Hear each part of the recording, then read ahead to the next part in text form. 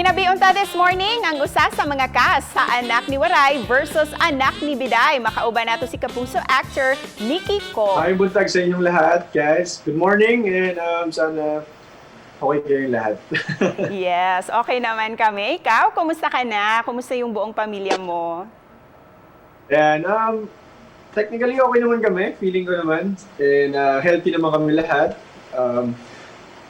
Busy kami sa mga kanya-kanya naming trabaho. And ako, nag-school pa ako ulit. So, ayan, busy-busy yan.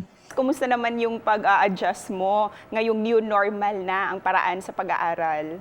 Ganun pa rin naman kasi maraming load na kinukuha sa trabaho, sa school. Pero mas mabilis na i-manage yung oras kahit paano. And in one of your vlogs, Nikki, na abala ka din, di ba, sa pagbablog nung quarantine. Yeah. Nag-vlog ka together with your mom, Geraldine, about your generation differences. How did the stay-at-home mandate brought you and your mom closer pa with each other? Para sa akin, ano na lang yun for fun. Nag-enjoy na lang kami kasi talagang close naman ako sa mama ko. Ever since naman, alam naman niya lahat na nangyayari sa buhay ko. So, close talaga kami. Yeah.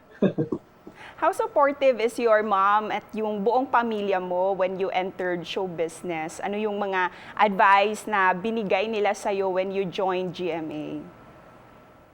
They were very supportive naman. Sinabi lang nila sa akin na subukan ko and see where it takes me. And kung hindi naman, balik na lang ako sa school ko, tapusin ko yung pag-aaral ko, which I'm doing right now, sinasabay ko sila. Ano yung mga comments or mga criticisms na tumatak talaga sa'yo when you joined Starstruck at hanggang ngayon, dala-dala mo pa rin yung mga lessons na ito? Meron isang beses na kay Sir Douglas Nieras yun sa sayaw. Tapos parang preoccupied ako ng mga negative thoughts, mga problema. Tapos tinanong niya ako, ano bang magandang maidudulot sa'yo niyan?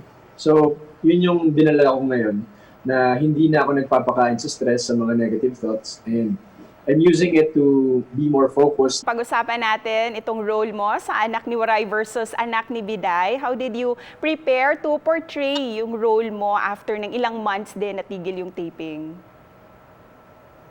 Yeah, during yung mga wala akong taping days, mahilig ako kasi manood ng mga movies. So, doon pa lang inaaral ko na kung paano nila inarte ito, anong mas magandang proseso.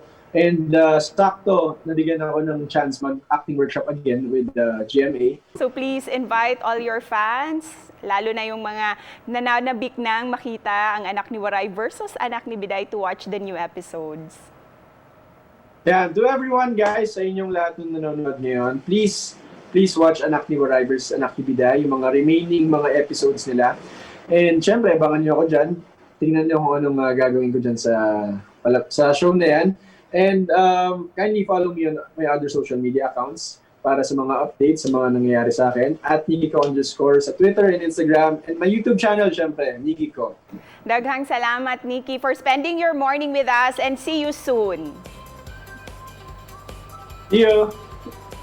Sama sa giingon ni Nikki Ko, angay lang gayud nga at nga nato mga kapuso ang musunod nga mga panghitabo tali sa mga biday o sa mga waray sa Anak ni Waray versus Anak ni Biday. Daghan paminggi andam, so tutok lang dinhi sa GMA Regional TV Live.